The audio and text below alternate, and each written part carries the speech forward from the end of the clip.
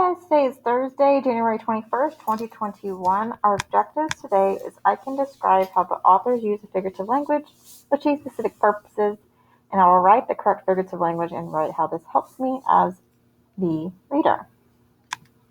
Okay, so if you haven't already, you need to finish reading The Mighty Mars Rovers.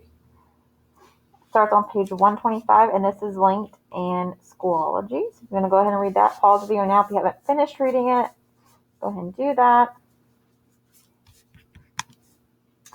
For the I do, so we're going to review figurative language. Let's go and review some really quick. I'm going to make my screen a little bit bigger.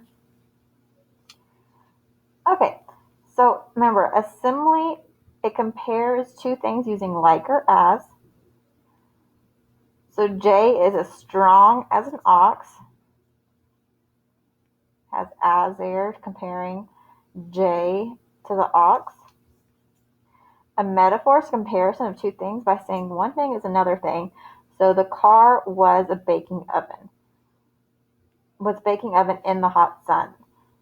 So it's comparing, but it's not using like or as.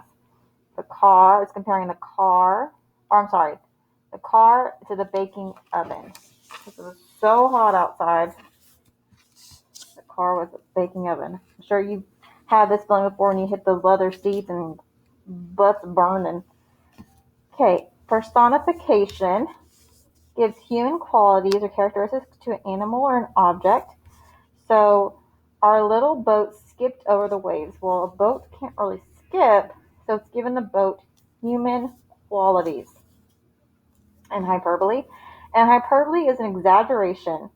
So it's usually saying, I have a million things to do today. You don't really have a million things to do. You just have a lot of things to do that day. Figurative language. Keep moving on to this yellow right here. I'm on the sound devices. So the sound devices you usually see the most is alliteration, like Nate never neglects his neighbors. All our starts with the same, the letter in the front, the N. Alliteration. Onomatopoeia is used a lot too. The bees buzz noisily. It's using those like buzzed, pop, crack, pop. I use pop. Those words, those sound devices, words that when we read a sentence. Imagery. So, for example, the words authors use to appeal to readers' senses and help them feel what characters feel. So, Caden had a throbbing headache. So, it's using the words and providing us a picture in our head. It's providing images. Okay, an idiom. An idiom is an expression that means something different from the meaning of its individual words. So you nailed it. So you didn't really nail the paper to the wall. Saying like you nailed it. You did a great job on that assignment. You nailed it. And then puns are usually used, and I'll go over adage or proverb. Puns is like I took my banana to the doctor because it wasn't peeling well. It's those what we call dad jokes, like oh gosh. And another example, being struck by lightning must be shocking experience. So puns a play on words that uses two words that sound alike or different meaning of the same word to make a funny statement.